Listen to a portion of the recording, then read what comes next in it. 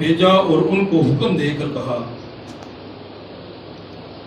غیر قوموں کی طرف نہ جانا اور سامریوں کے شہر کسی شہر میں داخل نہ ہونا، بلکہ اسرائیل کے گھرانے کی کھوئی ہوئی بھیڑوں کے پاس جانا اور چلتے چلتے یہ منادی کرنا کہ آسمان کی بادشاہی نزدیک آ گئی۔ بیماروں کو اچھا کرنا، مردوں کو جلانا، کوڑیوں کو پاک صاف کرنا، بدروؤں کو نکالنا۔ تم نے مفت پایا، مفت لینا، نہ سونا اپنے کمربند میں رکھنا، نہ چاندی نہ پیسہ۔ خدا ان کے پاک نام پڑھے سمجھنے کو آمین۔ تشریف رکھیے، خدا ان سب کے ساتھ۔